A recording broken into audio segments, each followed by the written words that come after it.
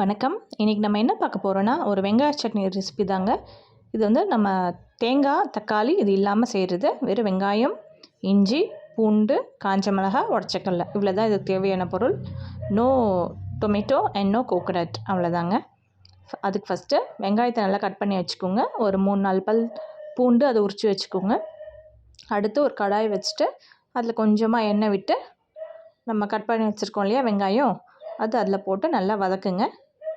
வெங்காயம் வந்து நல்லா வதங்கணும். அதுதான் அதோட டேஸ்ட்டே கொடுக்கும். இது வந்து நம்ம டேஸ்ட்டு வந்து லைட்டாக இது கோகனட் சட்னி மாதிரியே டேஸ்ட் இருக்கும். தேங்காய் போடாமே தேங்காய் சட்னி டேஸ்ட்டு வரணுன்னா இந்த மாதிரி செஞ்சு பாருங்கள்.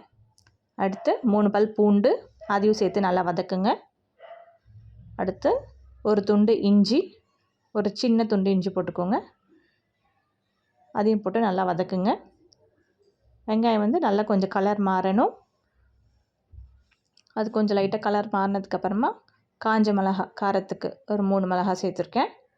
உங்கள் காரத்துக்கு ஏற்ற மாதிரி ஒன்று அதிகமோ இல்லை கம்மியாகவோ சேர்த்துக்கோங்க. அதையும் நல்லா வதக்கி விடுங்க. அப்புறம் கருவேப்பிலை, ஒரு கொத்து கருவேப்பிலை அதையும் போட்டு நல்லா வதக்கி விடுங்க. இப்போ நல்லா எல்லாமே வதங்கணும். வெங்காயம், பூண்டு, இஞ்சி எல்லாம் வதங்கினதுக்கப்புறமா அதை ஆஃப் பண்ணிடுங்க. ஆஃப் பண்ணி ஆறுனதுக்கப்புறமா ஒரு மிக்ஸி ஜாரில் ட்ரான்ஸ்ஃபர் பண்ணிடுங்க. ட்ரான்ஸ்ஃபர் பண்ணிவிட்டு தேவையான அளவு உப்பு சேர்த்துக்கோங்க. அடுத்து உடச்ச கடலை, ஒரு 3 கைப்பிடி அளவுக்கு உடச்ச கடலை அதை சேர்த்துக்கோங்க. அதுதான் நல்லா டேஸ்ட்டு கொடுக்கும் சட்னிக்கு.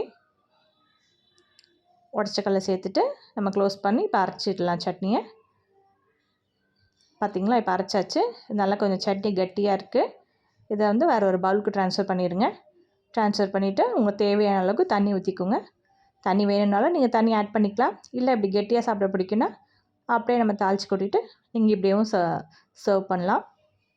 நான் இதில் கொஞ்சம் தண்ணி இப்போ ஆட் பண்ணிக்கிறேன். ஸோ தேவையான அளவுக்கு தண்ணி ஆட் பண்ணிக்கோங்க. இப்படியே சாப்பிட்டாலும் அது நல்லா தான் இருக்கும்.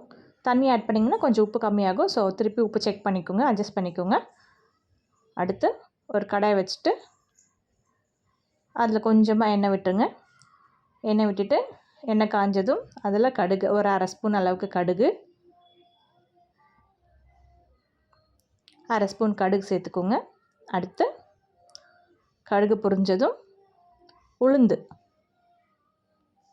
1/2 ஸ்பூன் உளுந்து அதையும் சேர்த்துக்கோங்க. நல்லா பொரிஞ்சதும் ஆஃப் பண்ணிடுங்க. அடுத்து சீரகம் அதோடய சேர்த்துக்கோங்க. அந்த ஹீட்லேயே அது பொரிஞ்சிடும். அடுத்து கருவேப்பிலை ஒரு கொத்து. முடிஞ்சிடுச்சு நம்ம தாளிப்பு.